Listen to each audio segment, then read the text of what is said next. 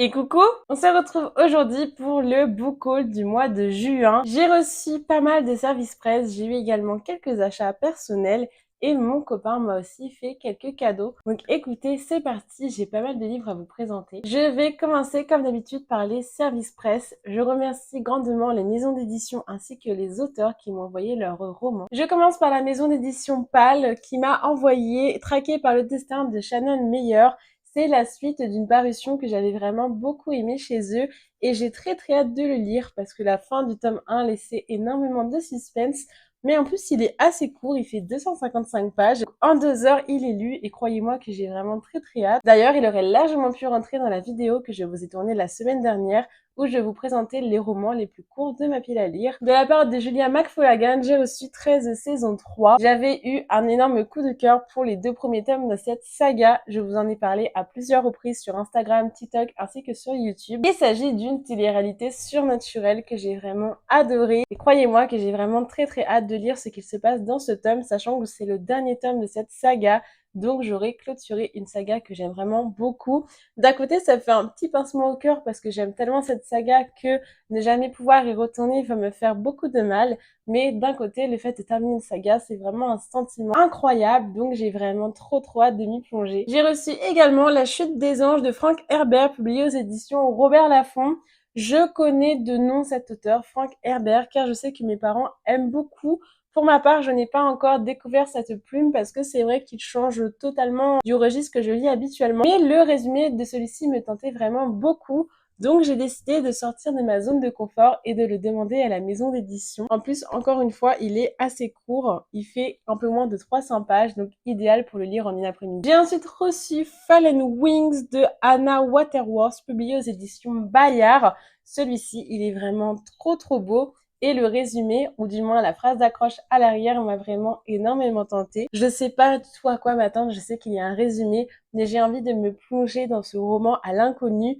Pour l'instant, je n'ai vu que des coups de cœur et je sais que la maison d'édition place énormément d'espoir dans ce roman. Donc j'ai vraiment trop hâte de m'y plonger et franchement, je le trouve vraiment incroyable. J'ai ensuite reçu des éditions Pocket Jeunesse, le premier qui meurt à la fin de Adam Silvera au format poche.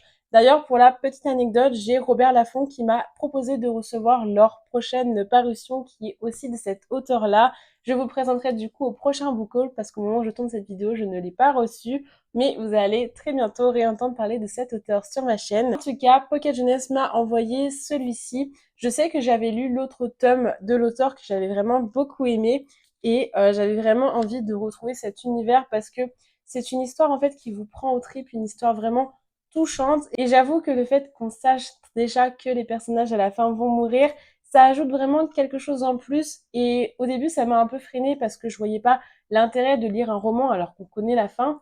Mais en fait, c'est tellement plus que ça, on s'attache tellement aux personnages, on apprend à les connaître, tout ça. En tout cas, j'ai très hâte de me plonger dans cette lecture et de retrouver la plume d'Adam Silvera que j'avais vraiment beaucoup aimé dans son autre roman. Il s'agit de Atlas Hunter Rebel Witch, le livre 2. J'avais adoré le premier tome, c'était vraiment un énorme coup de cœur. Pour ceux qui se rappellent, c'était un Enemies to Lovers avec une chasse aux sorcières. Enfin, c'était incroyable. Et vraiment la fin, mais la fin, c'est une des fins les plus frustrantes que j'ai lues cette année. Donc j'avais trop hâte de recevoir ce deuxième tome. J'avoue qu'au moment où je tourne cette vidéo, je l'ai commencé et je suis à fond dedans. Donc j'ai trop hâte de pouvoir m'y replonger.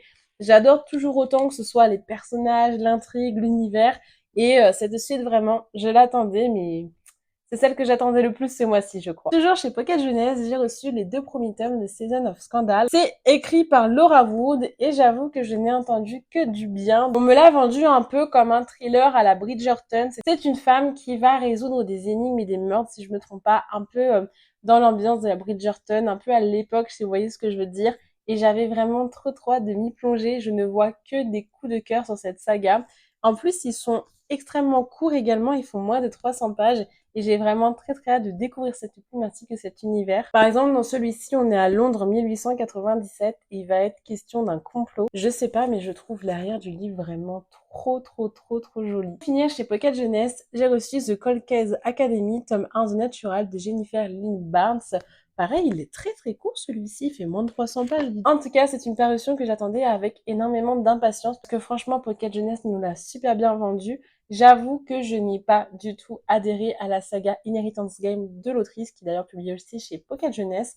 Je sais que c'est cette saga qui a conquis le cœur de plusieurs lecteurs et qui a permis le succès à cette autrice. Malheureusement, si je me rappelle bien, j'avais abandonné le premier tome à 200 pages, quelque chose comme ça, parce que, je sais pas, j'arrivais pas à rentrer dedans. En tout cas, j'ai quand même envie de laisser une chance à cette autrice. Qu'en fait, en soi, le résumé et l'intrigue qu'elle nous propose me plaisent énormément. C'est juste que je sais pas, dans l'autre saga, je me suis pas du tout attachée au personnage. Donc j'ai vraiment envie de me plonger dans ce roman et laisser une nouvelle chance à la plume de l'autrice. Et bien c'est terminé pour les services presse. J'en ai quand même reçu pas mal, mais en fait ils sont assez courts, donc je sais que je vais les dévorer très rapidement. Donc n'hésitez pas d'ailleurs à me suivre sur Instagram si vous voulez voir mes chroniques en temps et en heure. Je les publie dès que j'ai terminé mes romans. On passe maintenant aux achats de mon copain.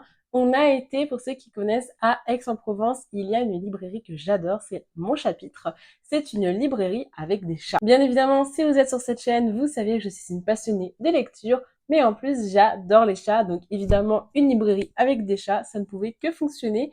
Il manquerait plus qu'un aspect avec un petit café, tout ça, parce que je suis aussi une grande fan de café.